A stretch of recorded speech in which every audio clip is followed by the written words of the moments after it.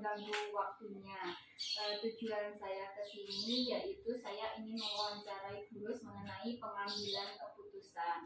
Kegiatan wawancara ini merupakan salah satu tugas dari pendidikan guru penggerak yang sedang saya jalani saat ini. Jadi nanti mohon izin waktunya untuk saya menanyakan beberapa pertanyaan. Baik Bu, mungkin selama mengampu di SD ini banyak permasalahan yang kita hadapi. Mungkin Burus bisa menceritakan salah satu permasalahan yang pernah dihadapi. Ya, gini Mbak Eva, memang di SD itu juga banyak permasalahan ya. Permasalahan yang kemarin saya hadapi yang membuat saya bingung yaitu pada PPDB tahun kemarin kan sekolah kita hanya mendapatkan murid sedikit, sehingga mau tidak mau ada salah satu guru yang tidak mendapatkan kelas. Nah, hal tersebut membuat saya bingung. Guru tersebut mau saya berhentikan atau mau saya bagaimanakan, seperti itu Mbak Eva yang merupakan dilema bagi saya untuk masalah di SD ini. Lantas bagaimana keputusan yang Burus ambil? Ya, untuk keputusannya saya komunikasi ataupun dengan guru yang lain dan kami memutuskan untuk mempertahankan guru GDT tersebut dengan catatan diberitahukan bahwa untuk jamnya hanya 6 sampai 8 jam. Namun demikian guru tersebut juga saya sarankan bisa untuk ke SD yang lain menambah jam ataupun mutasi seperti itu Bu Eva. Sangat solutif sekali nih Burus.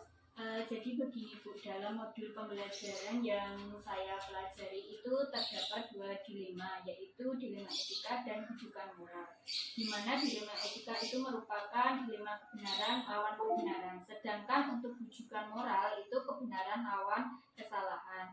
Nah, menurut Burus ini bagaimana Burus bisa mengidentifikasi kasus-kasus yang muncul ini, mana yang merupakan dilema etika dan mana yang merupakan rujukan moral? Ya, biasanya saya melihat kasusnya dulu Bu Eva.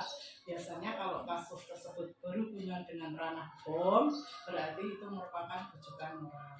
Tetapi jika dampaknya memang di satu sisi baik, benar, dan sisi lainnya juga benar, berarti itu adalah masalah yang merupakan dilema etika. Oke, baik Burus, berarti kasus yang sudah diceritakan Burus tadi termasuk dalam dilema etika, di mana kedua keputusannya itu benar dan tidak melawan hukum. Ya. Oke, baik Bu, lalu bagaimana Burus ini menjalankan pengambilan keputusan, terutama untuk kasus-kasus dilema kepentingan yang sama-sama benar atau sama-sama mengandung nilai kebajikan? Ya, untuk memutuskan yang dilema etika sama-sama mengandung kebajikan atau kebenaran, saya lebih memilih dengan nilai-nilai kebajikannya Mbak. Jadi nilai kebajikan yang harus dijunjung tinggi. Karena dengan menjunjung nilai kebajikan, nanti keadilan, kejujuran, kemanusiaan, dan lain-lain itu kebenaran itu sendiri nanti akan mengikutinya. Baik Bu, adakah langkah atau mungkin strategi seperti apa yang harus lakukan dalam menyelesaikan permasalahan dilema seperti ini Bu? Ya, biasanya memang diperlukan tahap-tahap untuk menyelesaikan dilema tersebut. Saya melawannya menjadi memerlukan 3 tahap. Yang pertama pasti saya konfirmasi dahulu masalah kepada yang berkepentingan. Misalnya saya memanggil guru tersebut ke ruangan saya. Kemudian yang kedua kita berdiskusi atau bermusyawarah dengan stakeholder yang ada, misalnya dengan guru, dengan komite, dengan orang tua seperti itu. Dan yang ketiga biasanya saya merefleksinya bagaimana kalau saya ada di posisi GTP tersebut, seperti apa yang saya inginkan atau saya ingin melakukan seperti apa. Jadi saya harus juga memposisikan diri kalau saya sebagai GTP tersebut. Baik Bu, adakah hal-hal yang Burus anggap itu lebih efektif dalam pengambilan keputusan? Ya, agar keputusan tersebut efektif, sebaiknya harus dikomunikasikan, harus bersifat terbuka, harus benar-benar dikomunikasikan dengan yang berkepentingan.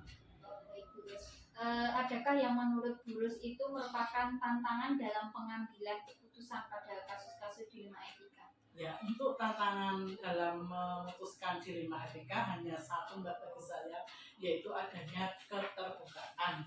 Jadi harus memang betul-betul kita jujur, betul-betul kita terbuka, tidak ada yang kita sembunyikan demi semuanya, demi baiknya semua. Baik, untuk selanjutnya mungkin ada faktor atau seseorang yang dapat mempermudah Gurus dalam mengambil keputusan untuk kasus-kasus dilema etika yang pernah Gurus alami? Ya, biasanya untuk saya kan juga punya komunitas ya Mbak, komunitas kepala sekolah atau MKKS. Nah, kita juga pernah atau kita gunakan untuk sharing bagaimana cara memutuskan dilema etika tersebut. Kalau nanti di komunitas ini belum terselesaikan, saya juga memiliki atasan, yaitu kita konsultasikan kepada pengawas sekolah kita. Baik Gurus, untuk selanjutnya apakah Gurus itu memiliki sebuah aturan atau jadwal tertentu dalam menyelesaikan sebuah kasus dilema etika? Maksudnya langsung diselesaikan atau menunggu waktu yang tepat seperti itu? Ya, sebetulnya untuk jadwal tertentu itu tidak ada Mbak, tapi untuk saya ada masalah itu harus saya segera selesaikan. Namun saya menyelesaikannya harus meminta petunjuk ataupun masukan dari pengawas atau pembina. Setelah itu bisa kita ambil yang tidak merugikan salah satu pihak, baru saya ambil tindakan untuk menyelesaikan masalah tersebut. Pertanyaan terakhir Gurus, dari semua hal yang telah Gurus sampaikan tadi, pembelajaran apa yang dapat dipetik dari pengalaman atau dalam pengambilan keputusan sebuah masalah yang menimbulkan dilema etika ini? Ya, intinya kita harus selalu membangun jaringan Mbak, membangun komunikasi yang baik dengan banyak pihak. Kita juga harus membangun rasa empati kepada semua orang yang bekerjasama dengan kita. Nah, dengan demikian kerjasama yang baik tersebut kita bisa mewujudkan pendidikan kita, diantaranya dapat mewujudkan sekolah yang menyenangkan bagi anak-anak kita. Gitu Mbak Eva. Oke, baik Gurus, saya rasa wawancara hari ini cukup sekian. Terima kasih atas waktunya. Ini merupakan pengalaman yang sangat berarti sekali buat saya. Semoga besok saya juga bisa menerapkan untuk kedepannya. Terima kasih banyak. Ya Mbak Eva, saya doakan semoga lancar dan sukses ke depannya ya Mbak Eva. Amin.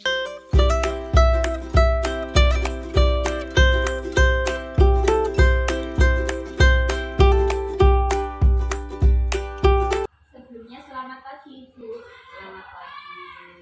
Mohon maaf mengganggu waktunya Ibu Hanifah. Kesini saya tujuannya yaitu ingin mewawancarai Bu Hanifah mengenai pengambilan keputusan. Nah, tentunya Bu Hanifah selama mengaku di sini ada beberapa permasalahan yang bisa menimbulkan dilema dalam penyelesaiannya. Nah, mungkin kalau boleh tahu, saya mau mendengarkan cerita permasalahan yang berada di sekolah ini. Terima kasih Mbak Eva. Eva, terima kasih Mbak Eva sudah berkenan hadir di sini saya. Sebenarnya kalau masalah itu karena di sini guru sudah cukup, jadi dari segi siswa, karena ada siswa yang pas 1 minggu itu mesti ada yang tidak masuk, kadang 5 hari, sekarang karena 5 hari itu 3 hari tidak masuk dengan alasan sudah males, itu seperti itu masalahnya yang kami hadapi sekarang ini Mbak. Baik, lantas keputusan apa yang Ibu ambil? Ya, keputusan kami karena itu juga siswa kami dan kami juga dengan Bapak Ibu guru juga mengusahakan agar siswa itu tetap rajin, tetap usaha kami gitu, agar siswa itu juga nilainya nanti bisa memenuhi KKM. Jadi ya kami bekerjasama dengan guru tuan kelas untuk menangani anak tersebut. Jadi untuk masalah nilai, anak tersebut tetap diberikan nilai sesuai KKM gitu. Ya, menyelesaikan tugas di Ya, luar jam tugas sekolah. ya. Oke, sangat solutif sekali nih Bu. Jadi dalam modul yang saya pelajari ini terdapat 2 dilema, yaitu dilema etika dan kejujuran moral. Dilema etika itu merupakan sebuah dilema kebenaran lawan kebenaran, sedangkan kejujuran moral yaitu kebenaran lawan kesalahan. Nah, menurut Ibu bagaimana cara mengidentifikasi kasus-kasus yang muncul saat ini? Apakah itu nanti masuk ke dilema etika atau kejujuran moral? Ya, saya mengidentifikasinya semua masalah kami terima dulu.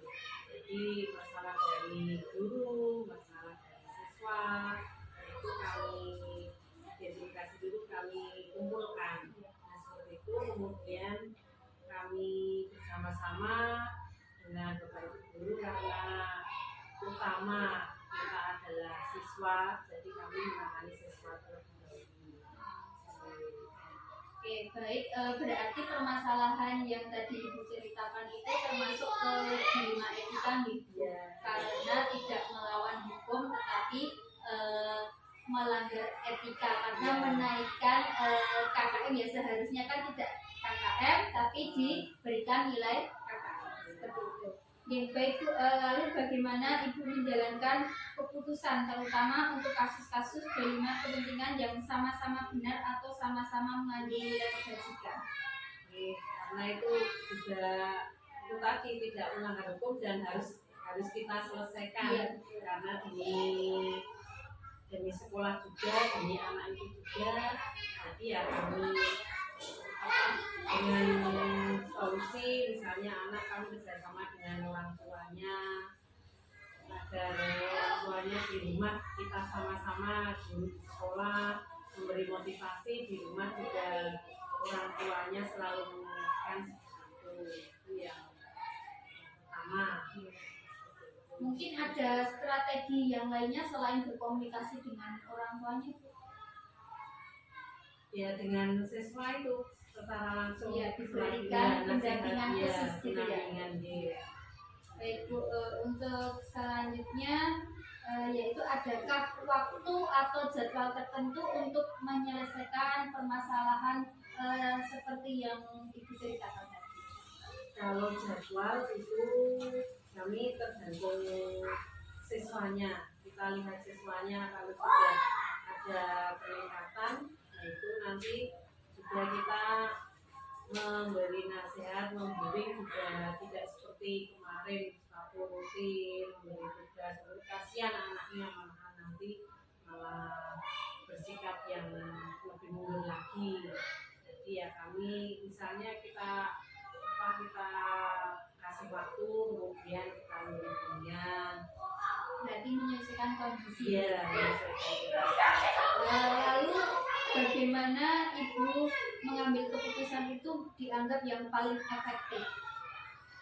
Saya mengambil keputusan paling efektif karena situasi kita itu yang diutamakan adalah siswa, karena siswa itu sudah kelas yang akan menuju ke kelas 6, sekarang kelas 5 ya.